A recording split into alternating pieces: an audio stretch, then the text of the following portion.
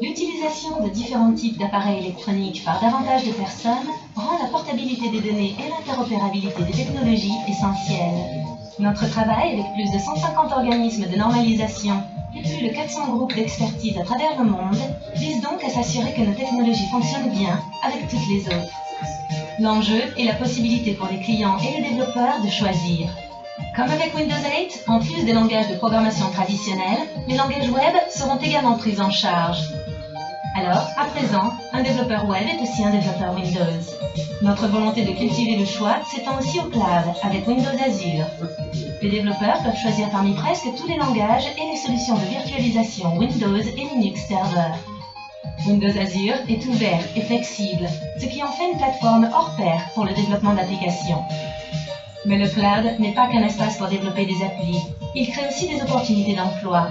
D'ici 2015, le nombre de personnes travaillant au sein du cloud aura plus que doublé. Participer à une telle croissance est une aventure passionnante. C'est aussi motivant de voir que nos efforts en direction des communautés open source dans le monde font évoluer la façon dont nous travaillons ensemble. En seulement un an, le nombre d'applis open source sur Windows a augmenté de 400%. C'est impressionnant. C'est une vérité fondamentale. Plus nous travaillons ensemble, plus nous créons des opportunités pour tous.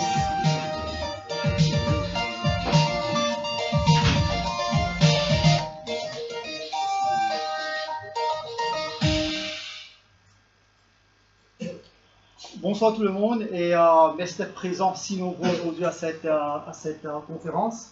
Dans cette session, on va parler, c'est pas trop souvent, de des sessions open source. Nous trouvons Microsoft. Donc, il y a une raison très spécifique, très importante. C'est pourquoi aujourd'hui nous sommes là pour pouvoir présenter un peu tout ce qui s'appelle la partie microservices que Mathieu a parlé un peu, a touché un peu. Et surtout aujourd'hui de pouvoir montrer aussi comment dans Windows Server 2016 et Azure, qui est le cloud de Microsoft, on a le support vraiment aujourd'hui de Docker et aussi des autres produits, des autres technologies de Linux. Mais avant de procéder, avant d'aller plus loin, je voudrais avant tout me présenter. Donc, qui suis-je? Moi, je suis Sidik, je suis d'origine mauricienne par l'accent. Vous m'excusez si je fais des fautes de français, parce que moi, je suis un peu plus anglophone. J'ai à peu près 15 ans d'expérience dans le monde informatique, plus précisément dans toute la partie infrastructure, de la partie sécurité informatique et aussi de toute la partie formation avancée dans les technologies Microsoft et dans toute la partie sécurité informatique. Aussi bien, je suis le MCT Lead. Donc, MCT Lead, c'est je suis responsable de tous les formateurs certifiés Microsoft sur le territoire pacifique francophone et aussi bien Océan Indien. Donc, plus d'informations sur moi, j'ai un profil LinkedIn, vous pouvez avoir toutes mes informations sur moi si au cas où vous avez besoin de savoir un peu plus sur moi. Mais sinon, je ne suis pas seul dans cette présentation, je suis accompagné par quelqu'un pour toute la partie démo. Pourquoi? Parce qu'on va avoir une prochaine session la semaine prochaine et où on va avoir une personne. Donc, j'ai dit, écoute, c'est mieux que cette personne vienne aujourd'hui et fait un peu de teaser, un peu de démo de tous ces trucs que je vais parler. Et cette personne, peut-être bien vous lui connaissez, et vous lui connaissez, et cette personne, c'est Julien Chable. Julien Chable, je laisse présenter. Bonsoir à tous. Déjà, je tenais à remercier la CCI et donc Serge pour les précédents événements, c'était les afterworks. Ça me donne l'occasion, avec Mathieu qui a organisé ce soir et puis donc, la semaine prochaine l'événement, donc le meet-up. Donc ça déjà, voilà, c'était dans la continuité de tout ce qui se fait. Ça fait vraiment plaisir de voir autant de monde ce soir. Et je pense, voilà, ça augmente et c'est vraiment chaud au cœur. Moi, juste rapidement sur la session, donc je vous présente un petit peu tout à l'heure. Je fais le démo guy en fait de Sidik. Donc je vais essayer de vous présenter un petit peu à la fin, plus sur les aspects pratiques, au moins pour vous montrer que ce que raconte Sidik, c'est pas juste de la parole, mais voilà que ça marche et que voilà. Donc j'espère qu'on aura un petit peu de temps à la fin pour. Absolument, je vais essayer de donner un peu plus de temps. Voilà. Parce que j'aime pas trop parler, comme tu sais. Donc voilà, ça c'est Julien qui va être avec nous. Mais surtout très important maintenant dans l'agenda, qu'est-ce qu'on a au juste. Donc on va parler sur toute cette partie qui est très très importante. Pourquoi d'ailleurs aujourd'hui Microsoft aime Linux, cette alliance entre Microsoft et Linux, Cette alliance, est-ce que c'est quelque chose qui est seulement verbal ou c'est quelque chose qui est en train d'être traduit dans une réalité? On parlera de cette première partie, sur toute cette partie, cette alliance vraiment importante avec le monde open source et Microsoft. Et surtout, on passera sur quelque chose qui est très important, la partie microservices. Aujourd'hui, comment Microsoft pense à faire du microservice en servant Windows Server 2016, qui est un produit de Microsoft. Et aussi bien, quels sont les supports aujourd'hui que les technologies de Microsoft ont concernant toute la partie Docker. Et pour toute la partie démo, définitivement, on aura Julien Chab qui va essayer de traduire un peu toutes ces théories que je vais vous montrer en réalité afin que vous puissiez trouver aussi bien un peu ces technologies en marche. Donc, je commence avec cette première partie. Donc, cette slide que vous voyez ici, cette slide a été présentée 2 ans de cela par Satya Nadella, qui est le CEO de Microsoft, dans une conférence publique. Pourquoi? Parce qu'aujourd'hui, quand on parle Linux chez Microsoft, Linux a un part très important, a une importance, voilà, je dois dire, assez, très bien, j'allais dire une importance très importante. Bon. Donc, en tout cas, je veux dire que Linux reste un élément très très important aujourd'hui dans le monde Microsoft. Mais la grande question que tout le monde pose, pourquoi? Pourquoi aujourd'hui cette alliance entre Microsoft et aussi bien Linux? La réponse est très simple. Quand on parle aujourd'hui, ce monde informatique qui est très très très orienté vers toute la partie cloud, quelque chose qui est vrai, et d'ailleurs comme Mathieu aussi a fait mention tout à l'heure, donc la croissance de Linux est vraiment spectaculaire. La plupart des apps, la plupart des middleware sont grandement basés sur du Linux. Microsoft, en même temps-ci, il y avait beaucoup de demandes de la part des clients afin que Microsoft mette du support de toutes ces technologies pour Linux. Et aussi bien Microsoft a vu aussi en même temps qu'il y a une grande part de marché de Linux qui représente normalement une opportunité d'affaires. C'est pourquoi aujourd'hui cette alliance qui a été faite, c'est une alliance qui a été faite sur une décision d'affaires très pragmatique.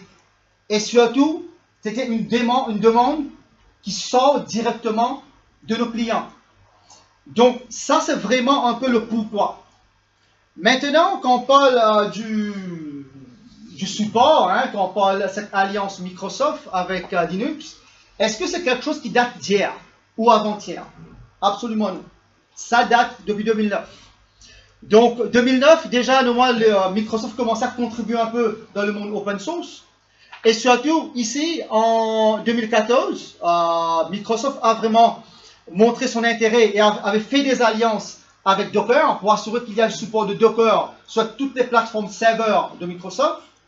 Et venons un peu plus loin, quand on voit ici en novembre 2015, l'alliance qui a été faite entre Microsoft avec Red Hat, et aussi bien aujourd'hui, là où nous sommes, donc cette alliance aujourd'hui est en train de se mûrir, et aujourd'hui, même quand on parle maintenant du cloud de Microsoft, Microsoft, sur son propre cloud, qui est vraiment maintenant le focus de Microsoft, toute la partie cloud, quelque chose qui est très très intéressant à voir et à comprendre, un tiers des VM, des machines virtuelles qui est créée sur le cloud de Microsoft, c'est basé sur du Linux. À peu près 40% des VM qui sont déployés tous les jours, enfin pas tous les jours, mais là, 40% des VM qui sont déployés aujourd'hui, à l'heure que je vous parle, est basé sur du Linux. Bon, ça ne veut pas dire que Microsoft Windows perd néanmoins de l'ampleur, c'est pas ça, mais il y a vraiment une progression incroyable dans le monde de cloud en ce qu'il s'agit de Linux. Et aussi bien une chose qui est très importante, dans ce monde de cloud de Microsoft, on voit aussi bien qu'il y a une croissance spectaculaire pour tout ce qui s'appelle Docker. Donc, ça c'est vraiment un peu le parcours, ce long parcours qu'il y a entre Microsoft et aussi bien le monde open source pour vous dire que c'est quelque chose qui ne date pas d'hier. Et quand on parle maintenant aussi bien de cette alliance, quand on parle aussi bien de tout ce truc-là, Est-ce que c'est quelque chose qui est traduit, qui sont en train d'être traduit en réalité? La réponse est oui. Dans toutes les sphères, dans tous les produits, dans toutes les technologies de Microsoft aujourd'hui, systématiquement, s'il y a du support pour du Windows, il doit obligatoirement avoir du support pour du Linux. C'est quelque chose qui est là. D'ailleurs, toutes les équipes aujourd'hui de Microsoft en interne travaillent étroitement avec différentes communautés pour assurer que cette support de Linux est ancré, existe dans toutes les technologies de Microsoft et voire même les produits de Microsoft. En parlant de tout ça, on ne va pas tout couvrir parce que, faute de temps, donc je vais vous donner quelques exemples très très rapides avant de passer sur le vif du sujet qui est Docker aujourd'hui. Windows 10, à titre d'exemple, on a eu beaucoup de demandes de la part des développeurs qui disent, écoute, à chaque fois on veut développer quelque chose sur du Linux, même les développeurs de Microsoft, quand ils veulent développer des trucs sur du Linux, ils doivent changer leur machine, ils doivent partir sur un Mac, ils doivent partir sur un ordinateur où il y a du Linux qui est installé pour pouvoir s'en servir des outils, pour pouvoir s'en servir du bash, etc. Aujourd'hui, dans Windows 10, on a le support natif du bash qui existe maintenant. Donc, tout simplement, vous allez sur Windows 10, vous activez le mode qui s'appelle le mode développeur, et aussi bien il y a quelque chose qu'on appelle le WSL, en langage un peu plus savant, on appelle ça le Windows Subsystem for Linux, donc que vous devez activer, et voilà, vous pouvez maintenant commencer à déjà exécuter des commandes bash directement sur du Windows, et aussi bien faire tourner normalement des outils Windows directement, des outils Linux directement sur Windows.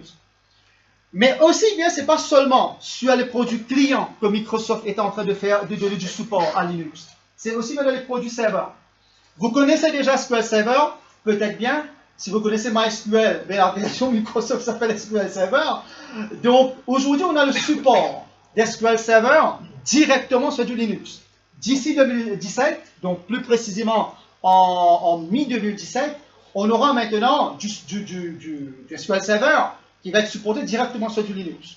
Et aussi bien si vous partez sur le Docker Hub, sur le Docker Hub aujourd'hui, vous avez des containers qui existent déjà avec SQL Server que vous pouvez télécharger et vous en servir directement.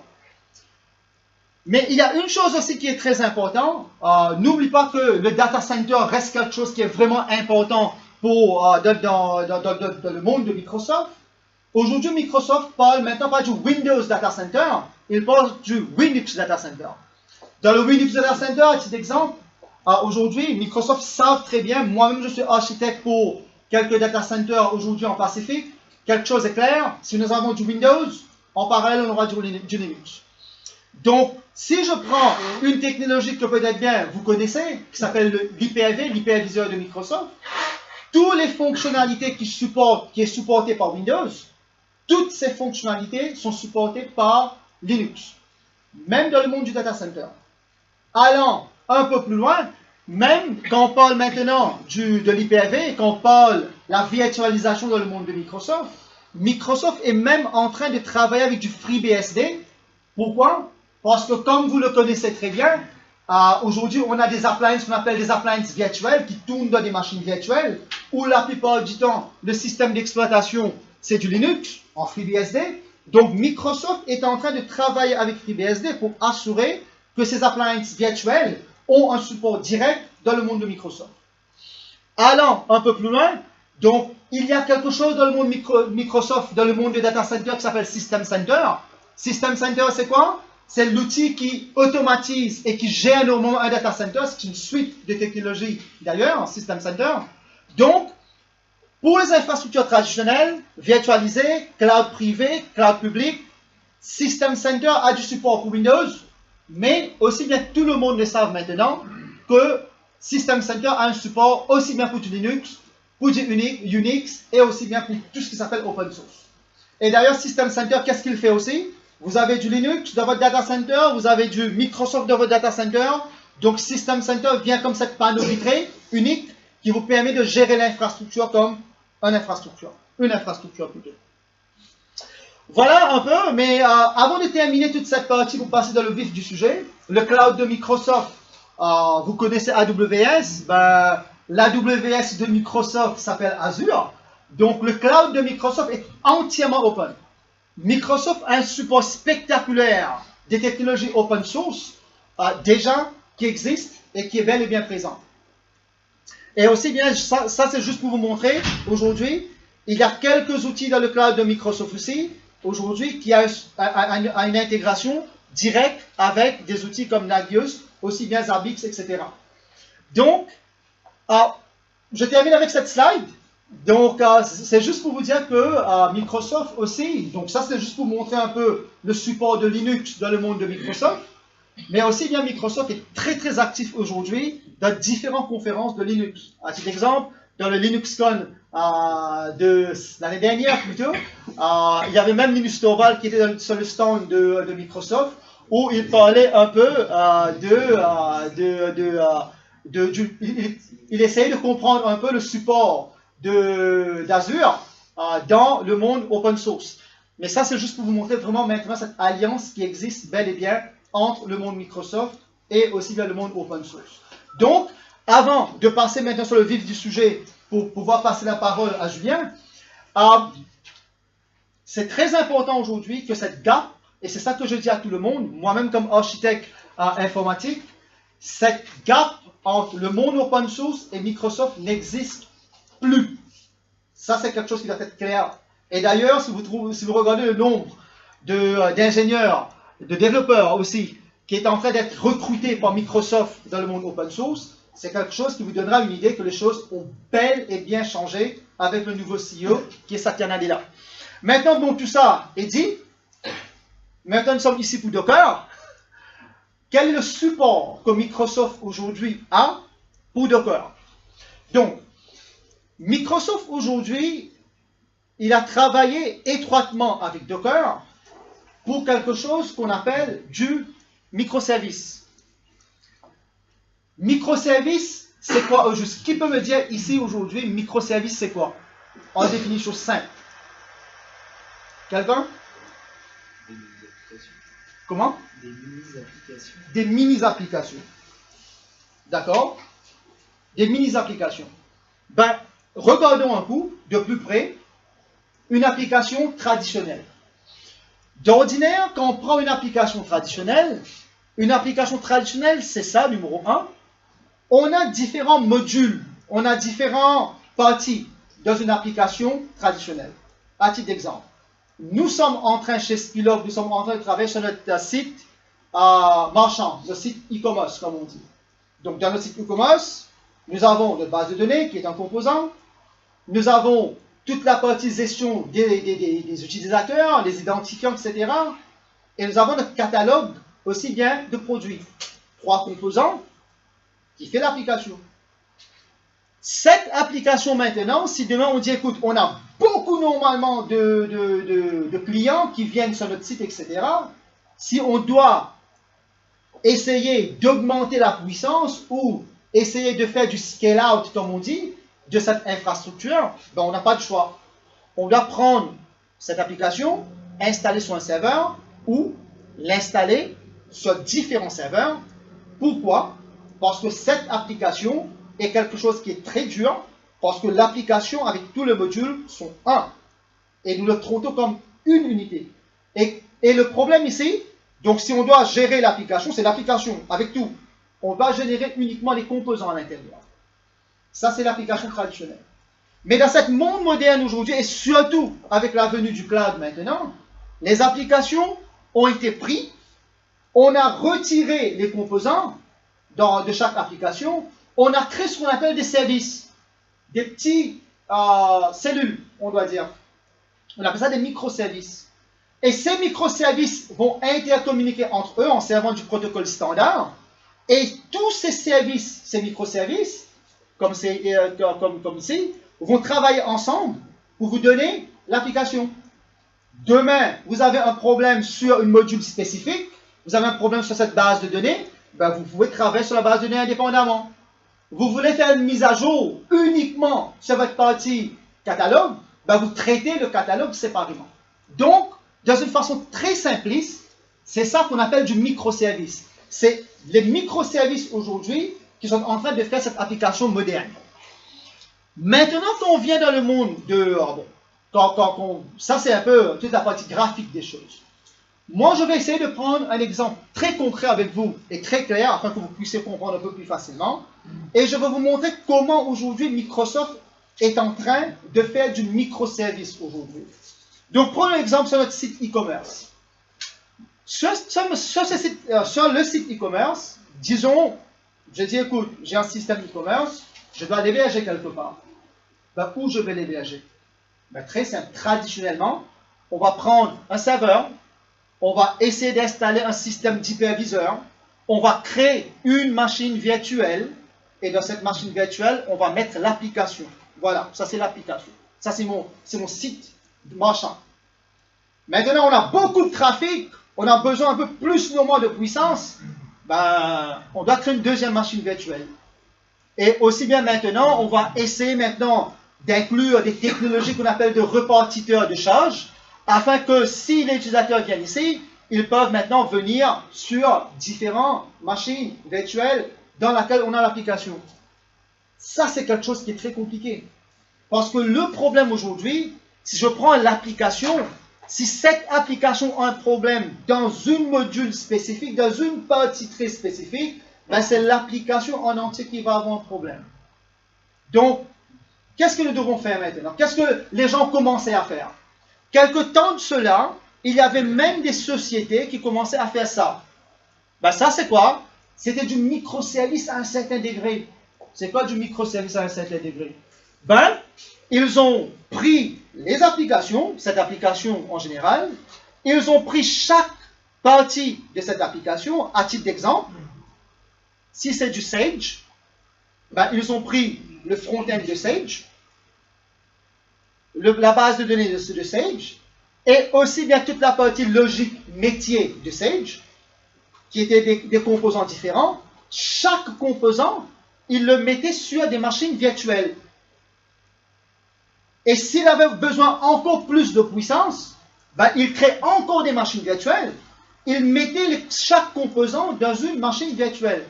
À certains temps, c'était ça le monde du microservice, à certains degrés. Mais le problème avec cette approche est très très simple. Tout le monde sait très bien qu'on crée une machine virtuelle, donc là c'est un peu technique, je m'excuse, mais une machine virtuelle, c'est une machine dans laquelle on installe Windows.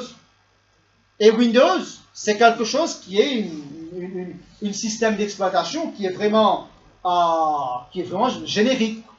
C'est lourd, en d'autres mots.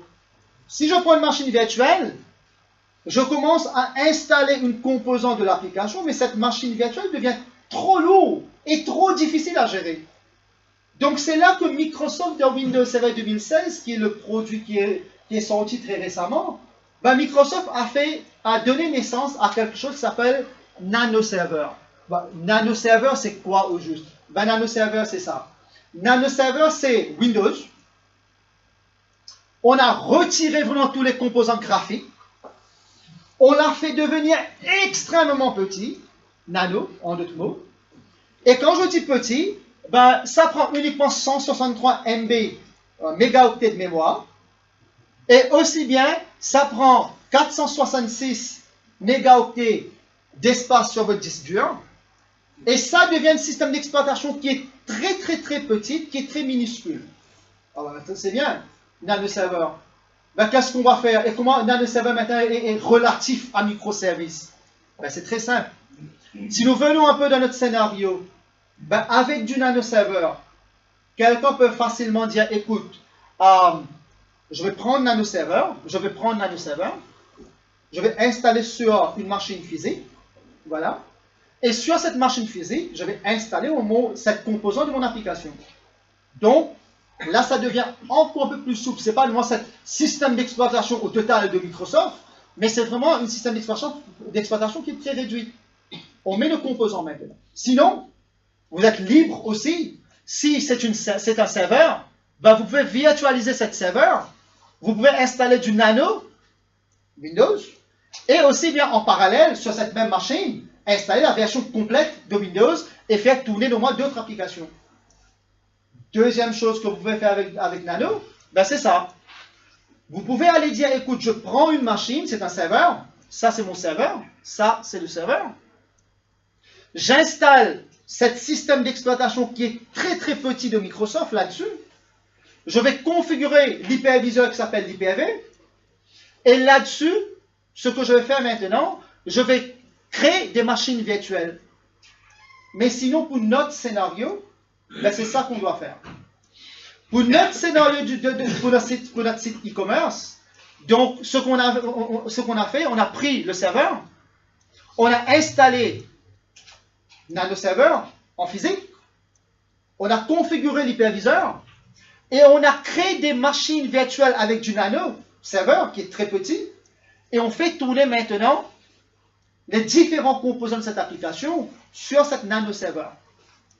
Donc ça, c'est déjà maintenant un départ de microservices où maintenant nous pouvons créer des machines virtuelles, mais nous pouvons installer Nano qui est très petit et installer les composants des applications. Mais tout le monde va dire, ben écoute, Sidic, mais c'est pas ça microservice quand même. Microservice, c'est pas ça, ça c'est du machine virtuelle. Oui, c'est du machine virtuelle. Donc comme je vous ai dit, c'est normalement de là, du microservice à certains degrés. Pour pouvoir faire vraiment du microservice, nous devons faire greffer Nano Server avec quelque chose. Et cette quelque chose, c'est le fameux container que Mathieu a fait mention tout à l'heure. Donc, container, ça existe aussi dans le monde de Microsoft. Et ce n'est pas Microsoft qui l'a créé. C'est Microsoft qui a créé container avec, en s'adossant de très près avec Docker. Dans un produit, si vous prenez Windows Server 2016 aujourd'hui, dans Windows Server 2016, ben, vous avez normalement ce concept aujourd'hui qui s'appelle container. Ben, c'est quoi container au juste? Ben, très simple. On a notre serveur physique, ça c'est notre serveur physique. Sur cette serveur physique, on va installer un système d'exploitation qui est très petit, Nano. Sur cet système d'exploitation, on va installer du Docker. Docker va permettre maintenant de prendre ce système d'exploitation et de créer normalement de petits environnements d'exécution qu'on appelle des containers. Et dans chaque container, qui est c'est bien plus petit d'ailleurs qu'un Nano Server, donc on peut installer, je m'excuse, nos différents composants à l'intérieur. Donc c'est quoi finalement container? C'est très simple. Les machines virtuelles étaient la virtualisation des serveurs, des matériels. Container aujourd'hui c'est la virtualisation d'un système d'exploitation. Ça veut dire container, un système de container va prendre un système d'exploitation et va présenter des petits morceaux, des petits environnements de ce système d'exploitation à une application afin que vous puissiez installer l'application à l'intérieur. Ça, c'est le concept de container. Et aujourd'hui, dans le monde de Microsoft, on peut créer des containers avec du PowerShell ou en servant aussi bien normalement du Docker. Donc, pour terminer, avant de passer la parole à Julien dans quelques minutes, donc, quand on parle du container dans Windows Server 2016, on a différents types de containers. Donc, première façon de faire du container, ben c'est ça. On prend un serveur physique, on installe un système d'exploitation. Sur ce système d'exploitation ici, qui est Windows Server 2016, ben, on va créer des containers directement. Et dans chaque container, on peut installer des applications ou des composants d'applications. Sinon, on peut faire ça aussi.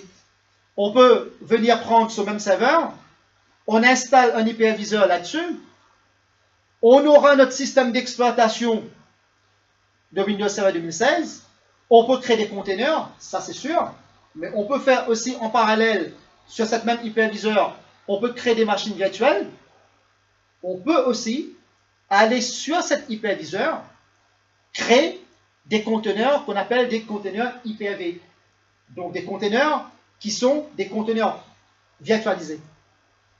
Et pour terminer, sur cette partie de conteneurs, on peut aussi bien maintenant prendre une machine virtuelle dans le monde de Microsoft, installer Hyper-V à l'intérieur d'une machine virtuelle, et dans cette Hyper-V, dans l'Hyper-V qui est imbriqué dans une machine virtuelle, on peut créer des conteneurs à l'intérieur de l'Hyper-V qui se tournent à l'intérieur d'une machine virtuelle qui est en train de se tourner à l'intérieur d'un Hyper-V qui est sur une machine physique. Ça, c'est un peu normalement, aujourd'hui, ce qu'on peut faire dans le monde de Microsoft. Mais pour nous, pour être plus simple, aujourd'hui, finalement, dans notre scénario, pour nous, pour notre site e-commerce, ben c'est ça qu'on va faire avec Windows Server. On va prendre le serveur, on va installer du Nano, on installera du Docker, et aussi bien Docker va vous permettre de créer des containers, et sur chaque container, vous allez installer des composants de votre application, et à partir de là, vous pouvez créer des dizaines de machines virtuelles, et vous commencez normalement à faire du microservice à une grande échelle. Et surtout, une chose qui est très importante, si demain, vous avez déjà créé des containers sur un serveur ou un système d'exploitation Microsoft, ben vous pouvez prendre aussi bien maintenant ce conteneur sur votre machine, de le pousser sur le cloud de Microsoft qui s'appelle Azure. Et Azure aujourd'hui a une intégration directe avec le Docker Hub et aussi bien avec le Azure Marketplace, où dans votre conteneur que vous avez créé, que vous êtes en train de mettre sur Azure, vous pouvez prendre des images prédéfinies dans le Docker Hub et l'installer directement dans votre conteneur. Donc, ça vous permettra, comme Mathieu a dit aujourd'hui, de pouvoir aussi bien créer des applications très modernes qui ne sont pas imbriquées sur un serveur, mais créer des applications dans un système de conteneurs où le conteneur est très portable, on doit dire. On peut le faire bouger sur un serveur, sur une machine, sur le cloud, sur Azure, sur AWS. Donc, c'est ça un peu le monde container et c'est ça un peu la façon que Microsoft aujourd'hui est en train de faire du microservice. Donc, pour pouvoir montrer tout ça un peu plus en détail, pas vraiment en détail, hein, bref aperçu, je passe maintenant la parole à Julien Chab. Julien Chab qui va brancher un peu son laptop. Donc, sinon, entre-temps, je ne sais pas si vous avez des questions sur ce que je viens de parler, je viens de présenter. Est-ce que vous avez des questions, des trucs à me demander? Oui. Je peux porter mon container qui est fait de cette façon-là sur un Docker Linux? Malheureusement, non.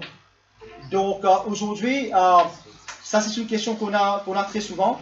Si on crée un container sur Microsoft, donc ce container ne peut pas être transporté sur du Linux. Pourquoi? Parce que ça virtualise un système d'exploitation, comme tu le sais très bien. Donc, si je virtualise le système d'exploitation de Microsoft, je ne vais pas prendre ça, mettre normalement sur du Linux. Ça ne marchera pas. Et vice-versa aussi, pour l'instant. Mais il y a des choses qui sont en train d'être faites sur cette partie-là avec Docker, que Microsoft annoncera très bientôt pour pouvoir avoir cette interopérabilité.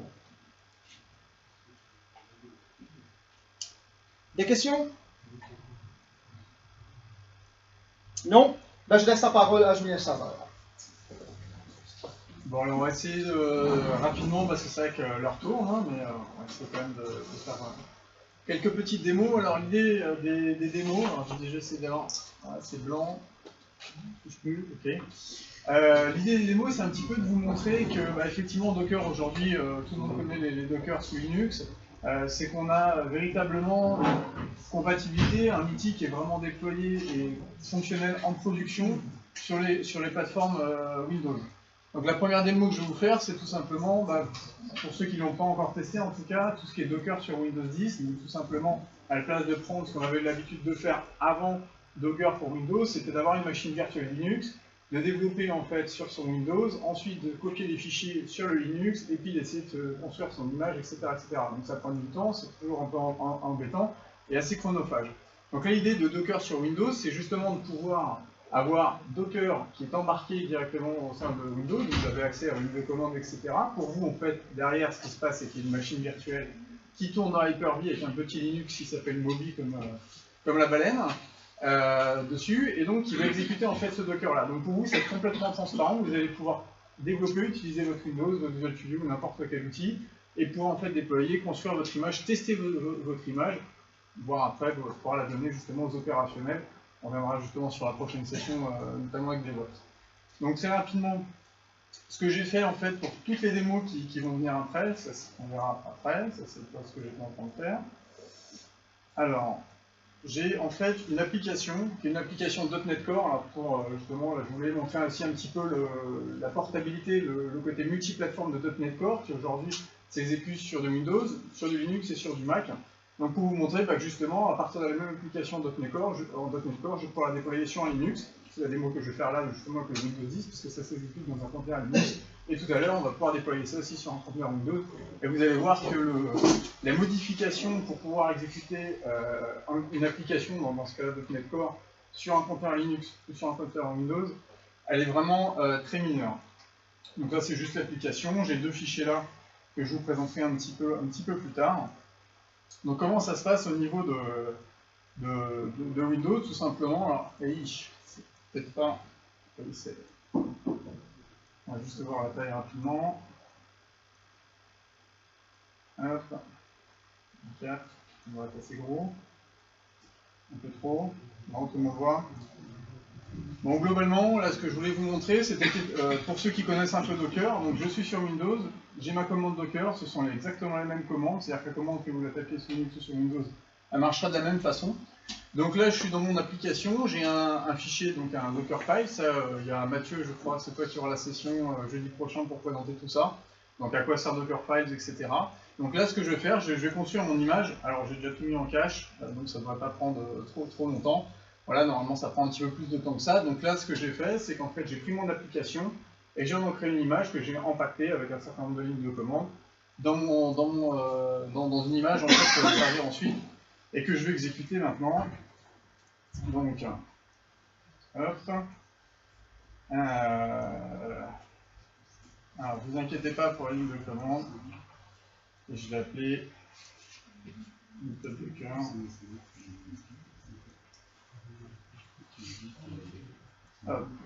Donc ça, c'est ma petite ligne de commande qui va s'exécuter. Ce qui se passe là, c'est qu'en fait, j'ai un conteneur qui vient de s'exécuter.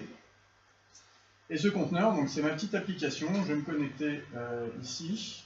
On s'en fiche. Ici aussi. Et normalement, si je tape localhost, donc c'est le port que j'ai mis, je devrais arriver sur mon application. Si tout se passe bien. Voilà, magnifique site web spécialement créé pour l'occasion.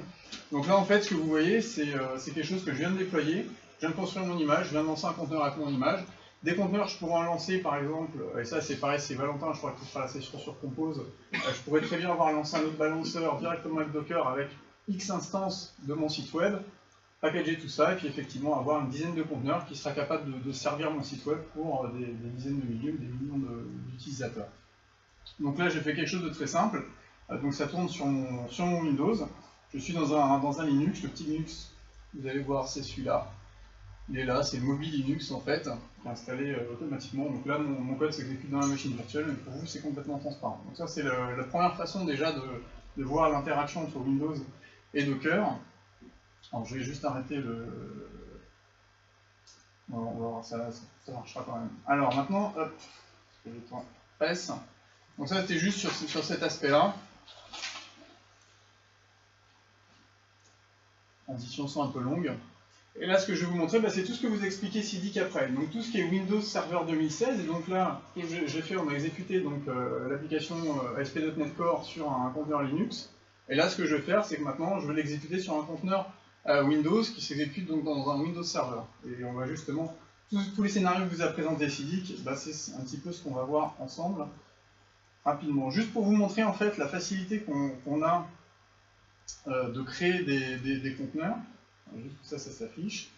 Là ici j'ai un fichier, alors je vais pas pouvoir le grossir facilement, mais on voit simplement, d'ailleurs c'est pas celui-là, voilà, c'est celui-là, ça c'est mon fichier qui exécute, donc on voit en haut, c'est mon image, les fameuses images avec le Docker Hub, je prends une image qui existe et je vais pouvoir construire mon application par-dessus. Donc ça, c'est ce que je viens d'exécuter à l'instant. Et pour le passer sur un conteneur Windows, je vais simplement changer mon image en haut, comme on peut voir ici, et je vais l'exécuter sur un nano serveur. Voilà la seule modification que j'ai faite pour exécuter de mon conteneur Linux sur mon conteneur Windows. Forcément, c'est une image qui est spécifique pour qu'elle s'exécute sur du Windows Server. C'était pour montrer un peu la simplicité. Alors on va se mettre sur le serveur, sur un Windows Server 2016. Alors la police est encore un petit peu petite. On peut l'effet démo, on va grossir. Voilà. Donc là j'ai la même chose ici. J'ai la même ligne de commande, à ceci près que je spécifie effectivement à Docker de construire mon image à partir de mon Dockerfiles avec mon image nano serveur. Donc là je construis une image avec un conteneur Windows, pareil, tout était préchargé, donc l'application a déjà été créée, et donc je vais pouvoir l'exposer sur le port 5000. Alors pour aller voir l'application, j'espère que ça va marcher. Voilà. Donc là, si j'exécute, ça s'est liqué en fait de mon conteneur. Je peux avoir. D'accord. Effet démo. Peut-être changé depuis, non? Allez, forcément, je ne l'ai pas démarré. On va y arriver. Est-ce que je l'ai quelque part ici? Hop. Donc, ça vous montrait déjà que moi, ça ne marchait pas si je ne lançais pas mon conteneur. C'est déjà ça le bon côté. Donc je vais exécuter effectivement mon conteneur. Donc là, je suis sur mon Windows Server. Je viens donc d'exécuter un conteneur Windows sur un nano serveur. Donc effectivement, une version minimaliste très réduite, en tout cas, de Windows. Donc en toute logique. Voilà. Donc c'est la même application que j'ai faite tout à l'heure. Donc là, en fait, on a une application qui s'exécute dans un conteneur Windows. Et on l'a fait en toute simplicité. Alors on va juste aller un petit peu plus loin. J'ai dit que vous a parlé tout à l'heure, effectivement, d'avoir une espèce d'imbrication de machine virtuelle. Ce qu'on va faire là, c'est qu'on va utiliser ce qu'on appelle les Hyper-V conteneurs. Donc les Hyper-V conteneurs, c'est quoi? C'est un conteneur virtualisé. Alors pour vous expliquer un petit peu, j'ai donc ma machine physique, qui est ici. J'ai mon Windows Server 2016 qui, lui, s'exécute dans une machine virtuelle. Et donc mon conteneur va s'exécuter dans une autre machine virtuelle qui va exécuter ce conteneur au-dessus. Donc toute la pile qu'on a vue tout à l'heure, avec ce qu'on appelle de la virtualisation imbriquée, donc je virtualise un virtualiseur, c'est exactement dans le cas dans lequel on va être. Pour vous montrer un petit peu quand même que ça marche, alors je vais juste arrêter mon conteneur. Donc ce qu'on peut voir, c'est qu'on a vraiment les mêmes commandes, hein, qu'on soit pour les personnes habituées sur du Linux ou sur du Windows, c'est les mêmes commandes, voilà, qu'on passe d'un environnement à un autre, on n'a aucun problème. Donc on va arrêter le conteneur qui s'appelle API Dubinsky. Voilà, si tout se passe bien, ici, si je fais F5, ça va faire un voir. Voilà. Juste pour montrer que je ne vous fais pas un peu de magie des mots Microsoft, voilà, que c'est pas biaisé. Et donc pour pouvoir faire en fait, là ici, donc j'ai mon Windows conteneur qui s'exécutait. Pour pouvoir faire un conteneur donc, virtualisé, la virtualisation va permettre d'isoler encore plus le conteneur en termes de sécurité notamment. Donc je vais vraiment avoir une isolation très très forte, ça c'est principalement pour ces raisons-là. Je vais simplement rajouter en fait cet argument. J'ai exécuté la même chose, sauf que forcément c'est un égal, donc ça va pas marcher. Voilà, donc c'est un petit peu plus long au démarrage, puisqu'en fait il va créer une machine virtuelle et puis il va commencer à exécuter ensuite derrière le conteneur, donc c'est un petit peu plus long. Et donc là je vais avoir, donc je vais taper sur la même URL, c'est mon serveur avec IP public. Et donc j'ai bien effectivement mon application qui s'exécute. Donc tout ça c'était juste pour vous montrer qu'effectivement aujourd'hui on a vraiment dans ce qu'a expliqué Sidic sur la plateforme Windows, entre Docker, vraiment ce travail et cette collaboration qui a été faite entre Microsoft et Docker, de façon à avoir une uniformité entre les commandes, entre la technologie et également les outils qui vont permettre ensuite de pouvoir faire la supervision, l'orchestration également. Il y a plein de choses qui se passent dans Azure qui tournent sur des briques, par exemple sur du Mesos, qui sont utilisées pour gérer les Windows conteneurs et également les Linux conteneurs. On a vraiment ce travail main dans la main, et aujourd'hui que vous déployez en fait sur un conteneur Linux, sur un conteneur Windows, l'effort va globalement être le même. Alors, je peux après, je ne sais pas si on a forcément le temps, pas trop. Moins 10, bon. Sinon on va, parce qu'il y a peut-être des questions un petit peu après, on commence à se faire tard, mais sinon j'aurais pu aussi vous faire le déploiement dans un conteneur Linux ou un conteneur Azure, en prenant exactement le même code et le même conteneur, voire même pousser mon image sur le hub et pouvoir directement le reprendre depuis n'importe quel conteneur. Donc on est vraiment sur l'agnosticité dont on parlait tout à l'heure. En tout cas au niveau du code source, on va pouvoir prendre le code source, avoir notre Dockerfile et pouvoir indépendamment générer une image Windows, un conteneur Windows, une image de conteneur Windows, une image de conteneur Linux, et le déployer où on le souhaite, que ce soit Azure, que ce soit sur Amazon, que ce soit sur n'importe quel hébergeur cloud, y compris sur votre infrastructure par la suite. Donc aujourd'hui, tout ça, ça fonctionne, et il faut savoir que les conteneurs Windows, donc là on l'a fait avec du Nano Server, mais également vous pourriez le faire avec un Windows Server Core, donc qui est une version Windows 100, la couche graphique sur laquelle vous avez des AD, etc. Si on soit des Nano Server, vous pouvez aussi monter des AD. Donc voilà, on est en termes de possibilités aujourd'hui pour toutes les applications. Donc si vous avez des applications, on va dire legacy, qui tournent avec de la SP ou des choses un petit peu sur IS6, etc. Aujourd'hui, c'est des choses qu'on peut containeriser, c'est-à-dire sans aucun problème, mais en tout cas qui est du domaine du possible, de vraiment virtualiser ça, de mettre tout ça dans un conteneur et de le pousser sur un des serveurs de Linux, donc de pouvoir densifier vos serveurs et pouvoir aussi mieux optimiser l'utilisation de vos ressources sur vos serveurs. C'est vraiment ça en fait l'idée, notamment sur les conteneurs, c'est cette densification, cette optimisation d'utilisation du matériel. Voilà, j'ai été assez vite, j'espère. Est-ce qu'il y a des questions par rapport à un petit peu ce qu'on a vu? Je ne sais pas où vous cachez Sylvie. Il est parti. Donc si vous avez des questions par rapport aux démos, côté pratique, voilà, s'il y a des choses que vous voulez essayer ou pas. Sinon je vais repasser rapidement. Donc là j'ai été assez vite. Il y a donc plusieurs sessions qui vont avoir lieu donc jeudi prochain, auxquelles forcément vous êtes conviés, où là vraiment tous les speakers, donc il y a 6 speakers si je ne me trompe pas, vont vraiment vous présenter des spécificités, en fait, comme le disait tout à l'heure Mathieu, vraiment certains pans de Docker. Donc ça peut être de la supervision, il y a de la composition justement avec le compose, vraiment en première étape donc avec le Dockerfile, comment ça marche, etc. Et moi je ferai une petite session plus orientée sur avec une casquette développeur. Voilà, je pars du début qui est mon code source. Et comment je vais faire pour délivrer mon code source, que ce soit du .NET, que ce soit du Node.js, du Java, etc. Comment je vais faire en tant que développeur pour pouvoir créer mon application, mes microservices, et pouvoir ensuite les pousser par exemple sur un repository de code source, et puis automatiser en fait, de faire de l'intégration continue, du déploiement continu, avec derrière du test avec CircleCI, etc. Pousser mes images, et ensuite faire un déploiement sur X data center possible. Donc essayer d'avoir en fait de partir du début, en tant que développeur, et d'arriver jusqu'à la fin avec une automatisation générale. On parlera aussi un petit peu forcément de DevOps et de microservices. Donc ça, ça sera la session à peu près en milieu de matinée, d'après-midi, pardon. Et avant, on a toute l'explication de Docker à pas louper parce que c'est vraiment les bases. Sinon après, c'est vrai que ça risque d'être un petit peu compliqué de suivre la suite des sessions. Et donc je pense que tout le monde a vu le déroulé. On sera vraiment ravis d'avoir tout le monde.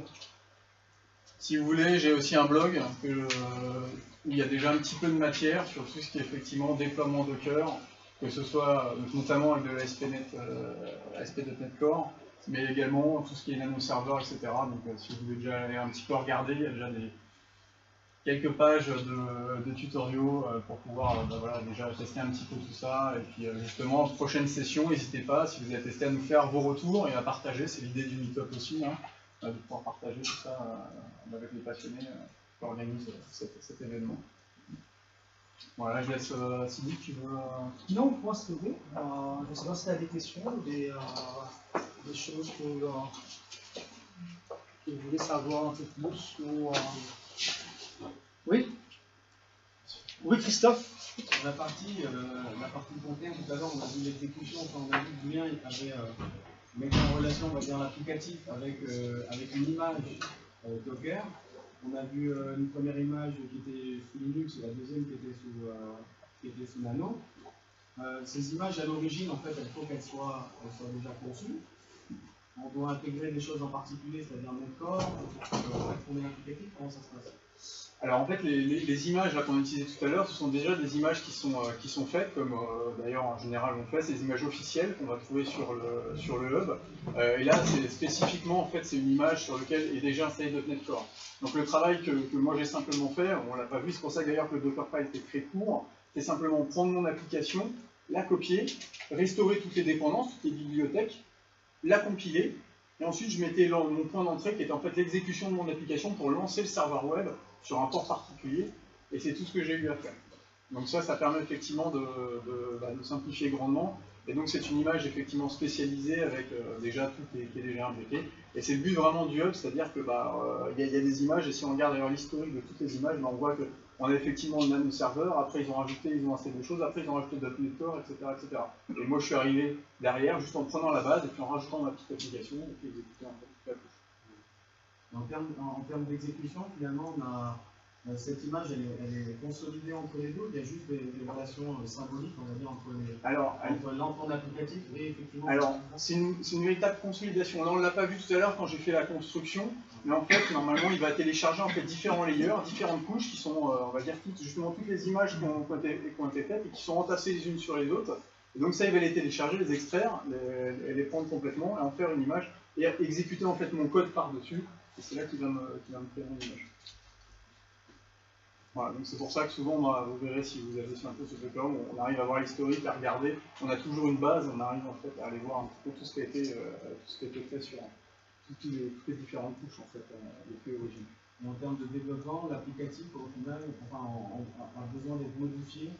Quelqu'un qui développait par exemple en .NET, est-ce qu'il y a quelque chose à faire en particulier sur l'applicatif avant de pouvoir le containeriser Alors, il y a toujours un petit travail, parce que là on ne parle pas, alors c'est pas propre à une technologie, hein, ça peut être n'importe quelle technologie, de toute façon à partir du moment où on va containeriser, forcément, sur les images, là c'était un petit peu, on va dire, entre guillemets, à l'arrache, parce que j'ai mis mon port qui était en fixe, etc. Mais l'idée, après derrière, ça va être de pouvoir avoir des variables et justement de pouvoir passer aussi, quand je lui ai composé toute mon infrastructure, mon déploiement, justement avec tous mes conteneurs qui vont prendre des rôles, certains composants pour faire du microservice, je vais justement passer des variables ou avoir des choses où ça peut le faire automatiquement. Donc, je vais faire quelque chose d'un petit peu plus rigoureux de façon à déployer beaucoup plus largement.